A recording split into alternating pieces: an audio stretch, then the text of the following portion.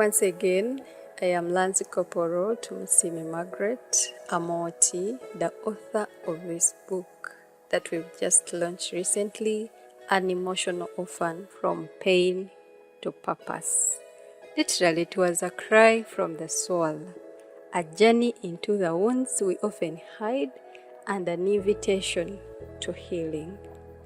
It all started from home, just like many of us.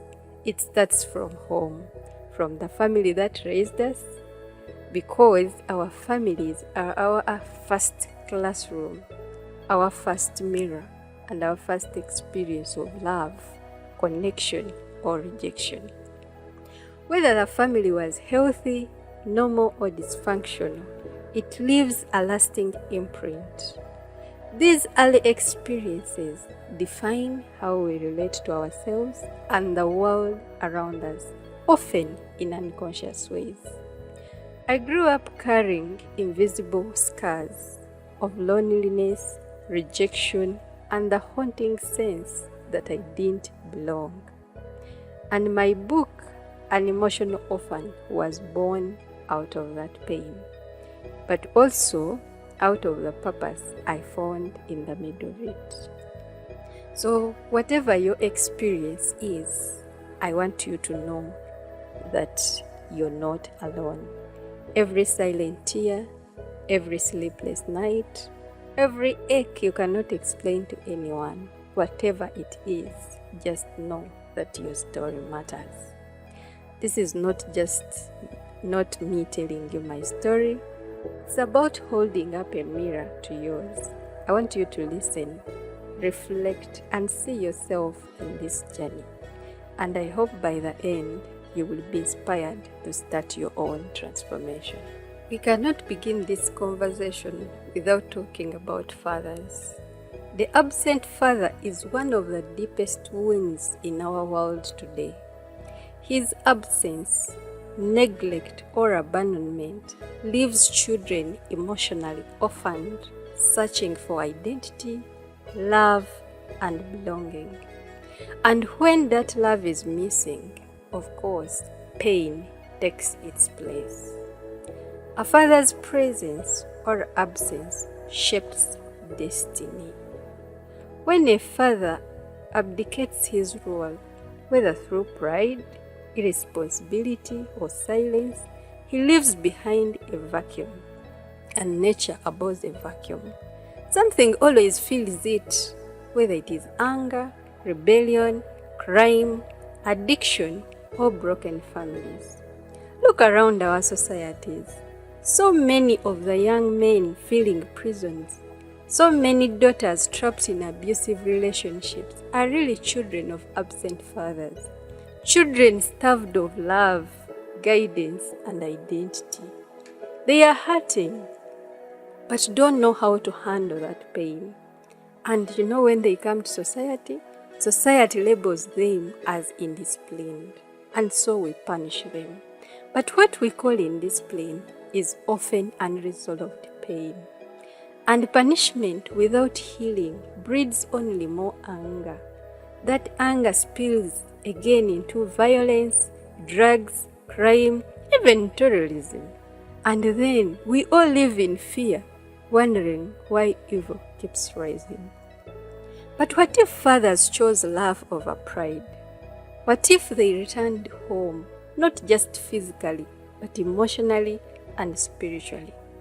One present loving father can restore a child's self-esteem, redirect anger into ambition, and plant seeds of peace instead of violence. And that's how cycles break, and that's how harmony is restored. And this is where I have a request to the governments in Africa that are spending billions building prisons, hiring more security, and arming for more wars. And yet, the real battlefield is the human heart. Imagine if governments invested in, at least even if it is half of those resources, into psychosocial healing, counseling in schools, family therapy, prison and community support. Imagine, instead of investing in drugs, we prescribe healthy living instead. Instead of punishment, we offered love. Instead of fear, we built trust. I'm sure if we do that, we could disarm the entire generation, not by force, but by healing. Because a healed heart does not need to pick up a gun. A loved child does not need to burn the streets. A father's embrace is a nation's first defense. So fathers, wherever you are, this is my plea. Just take it as an urgent call. Please come back home. Come back home. Love your children. Choose them over your pride. The future of our families, our society, and even our nations depend on it. For whatever happened between you parents was none of the child's business. So when you start fighting, please remember at all costs that the child shouldn't carry the blame, shouldn't be part of the punishment. They do not deserve it. Their brains are too young even to comprehend that pain. Please just leave the young children out of your quarrels. But beyond the fathers, there are other silent ones. The times that you were fed but not loved. The times you were closed but not seen. The times your feelings were dismissed or ignored. And this usually happens when one of the parents is handling their own issues because they are not resolved. When the child comes in to talk to you innocently, daddy or mommy, you dismiss them. And what they take from there is, my needs, my emotions don't matter. So they withdraw into silence, sometimes not even to come back. So such wounds don't leave scars on the skin, but they leave marks on the soul, and they shape how children see themselves, how they love, and how they trust. In my journey, I often felt like an emotional orphan, alive but disconnected, surrounded and yet unseen. The first step in healing is naming the wound, because what we don't name, we cannot heal. I know in Africa this is hard to take it in. Parents, they were so, but as long as we continue hiding abuse into love, we shall not change. And this is where I'm calling everyone, name that pain for whatever it is. This pain doesn't stop with us. Unhealed wounds in one generation become battles in the next. A mother who never received love, for example, will struggle to give it to the children. Might even always see children as a competition. And yet a father who grew up in silence may also raise children who don't know how to speak their truth. But cycles can be broken. Healing yourself means healing your bloodline. It means your children don't have to recover from their childhoods the way you did. My book shows how I began breaking those cycles and how you too can start. And you know what happens when we are hurt at home, when we are denied of our love, of our belonging? We go searching for it out there. We go searching for love to fill the emptiness we feel inside, the emptiness that was left by neglect.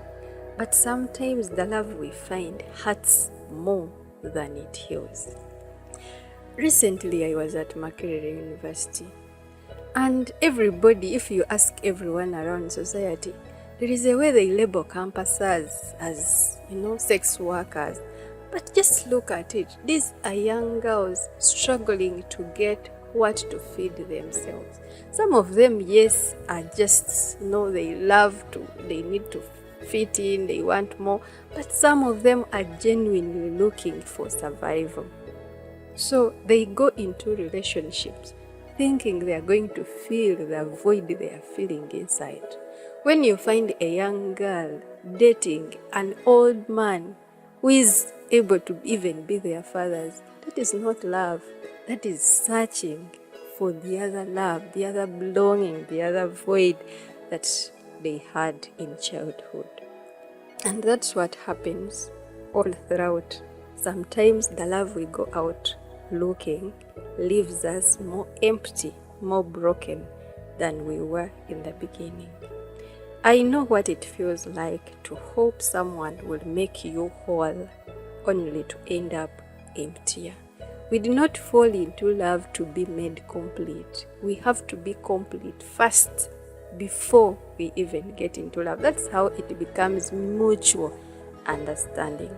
But when one side is in negatives, thinking that it will be made positive by the other side, then there will crash. Because after all, nobody can be everything. Just imagine you're a young girl and all you're looking at a man who is going to be your boyfriend, who is going to be your brother, who is going to be your father.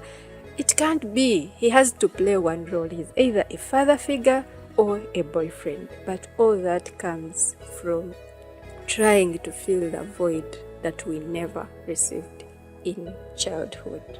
So when you find yourself struggling so much to get in love, feeling like every time you try, just like I used to do, every love relationship I could fall in could just leave me more broken than I found. Just realize that you have wounds that you need to heal. Because real love does not destroy, it restores. Does not break, it builds. But to recognize true love, we must first heal ourselves. Otherwise, we keep mistaking attention for affection and chaos for connection. Someone cares just for a day, buys you something, just gives you small attention.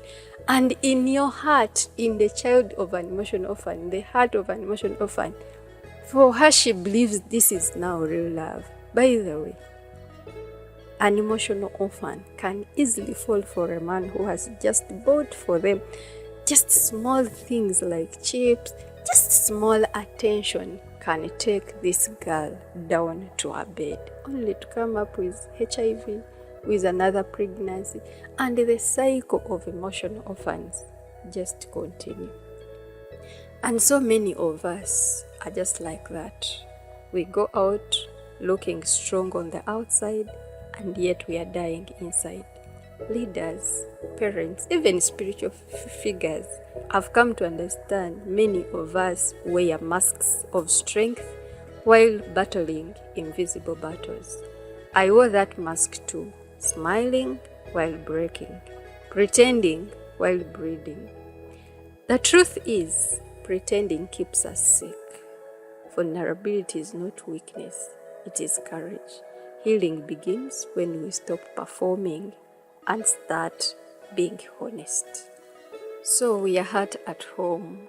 We go out into society trying to find love, to make love, to fill our emptiness with endless relationships, multiple relationships, drinking, sleeping around, thinking that we're going to make ourselves feel better. No, we don't. Everywhere we go, at work, we outperform. The stress just builds up. And what we do, suppress it, or we even ignore it. We tell ourselves, no, we are strong. In Africa, men don't cry. We are supposed to be there. You're doing it. Even when we try to speak up, people come up to tell us, no, keep quiet. You must be grateful. At least your parents did this. At least you are still alive. But what they forget is, as they try to convince their minds to forget the pain, the body remembers. And you know what?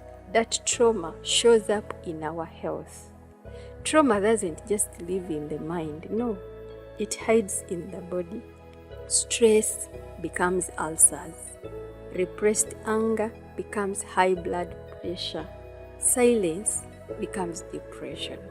Our body remembers the pain we try to forget. And that's why healing is not just spiritual. It is physical, emotional, and mental. This is where I connect to my own wellness. For many years, I was sick. Everybody who knew me growing up knew me as a sickly child. Everywhere, every day in the morning, kasweta, I was always sick. But no amount of tests, we tested everything. You spend money testing here from doctor to doctor, and no sickness can be found. But every day you wake up aching, every part of you, ulcers to the pressure, what? Every sickness, I think it is only posho and sugar that they didn't find in me, but everything else I had, only to discover at some point I wasn't sick. I was stressed. My body wasn't really craving for medicine. It was craving for love. And when I understood that through counseling, through prayer, through nutrition and faith, I learned that health is holistic. You cannot heal the mind and ignore the body. Neither can you heal the body and ignore the heart. Those two must go hand in hand. And when we go to church, some say that prayer is enough. And so people are ever in churches. Instead of handling issues professionally, pastors are praying, take this miracle, even when somebody is bleeding in pain, we need to come up and embrace professional counseling where we name the pain. I'm not saying that prayer is not enough or it doesn't work. No, it does, but it has its place. Because others also say that only therapy is enough. No, I discovered it is not either or, it is both. In my case, faith gave me hope, but therapy gave me language. It taught me what I was going through. It taught me the name of the pain I was carrying. And when both of them came together, I started my healing. So your healing doesn't have to fit into a box. Sometimes it takes prayer, sometimes a counselor, sometimes a lifestyle change. Often it takes all the three. God heals, yes, but He also uses people, processes, and practices. So the greatest breakthrough in my life was realizing that my scars were not shameful, they were sacred. What once embarrassed me became the story I now use to inspire others. What once felt like a punishment became preparation. Because what I'm doing right now, I do not do psychosocial counseling for money or for anything. I'm not doing a job. I am doing it from the bottom of my heart. Because if there is anybody who understands the struggle of mental health, I do. I may not be able to offer solutions to everyone, but at least I understand how heavy that journey is. And it is only this pain after healing that I realized it was preparing me for the journey, for the purpose I am carrying right now. So pain, when redefined, becomes power. You're not a victim forever. You can become a victor. That's how I became a psychotherapist and a wellness expert, by daring to turn pain into purpose. To anybody out there trying to make sense out of their pain, trying to heal, trying to make a difference, but along the way you get relapses and so you're discouraged. Today you think you're making progress, the other day you get back and you're wounded again, then you're crying, then you're discouraged. I've discovered in my own healing journey that healing is not neat. It is messy. You'll fall back, you'll relapse into old habits, you'll return to old relationships. You will keep on and off. 3 steps ahead, 5 steps back, but don't give up. Keep going. Starting again, if that's what it means, is not failure, it is courage. Every fresh start is proof that your pain did not win. My journey has had many false starts. Yours might too, and that's okay. The power is not in never falling, but it is in never staying down. Healing doesn't stop with you. It impacts your marriage, your parenting, your family. And that is the gift. By the way, let me also tell you this, that to every mother out there, the best gift you can give your children is a healed you. When you heal, you don't spill over them, you don't transfer that pain. And to any father out there, the best gift you can give to your children is loving their mother.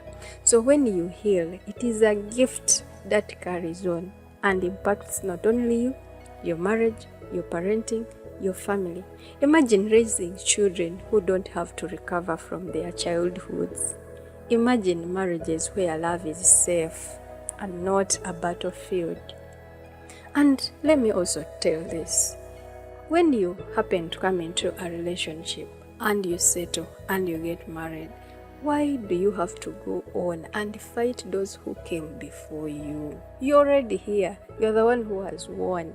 And so you find those innocent children gotten from those previous relationships. You fight them to the core. For what?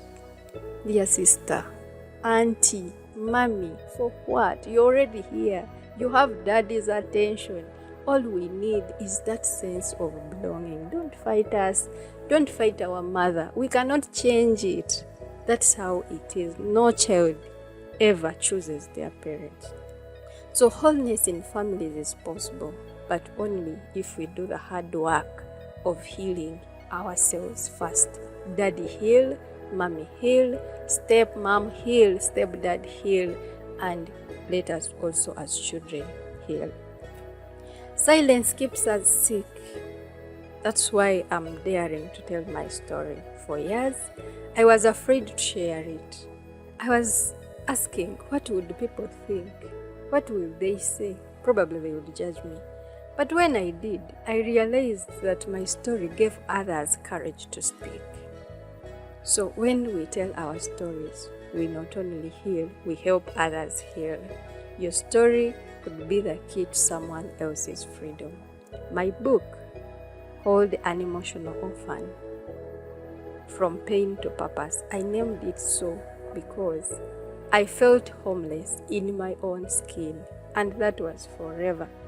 But after the healing, I discovered that home is not just a physical place. It is where you finally feel seen, loved, and whole. For me, I found that home in God, in self-acceptance, in living out my purpose. To those who are lucky to find relationships where people genuinely love them, sometimes home can be a person and not a place. So home, as far as this book is concerned, is where the orphan in you finally rests. That is the journey from pain to purpose. Thank you for walking with me. And if any part of this book has touched you, I'm encouraging you to go deeper and read the entire book. This is not just my story. It could be yours, your child's, or someone else you love. Remember this, pain is not your identity. Your past is not your prison. You can heal, you can find purpose, and you can build a life and a family where love wins. Until next time, keep healing, keep growing, keep walking from pain to purpose. I love you.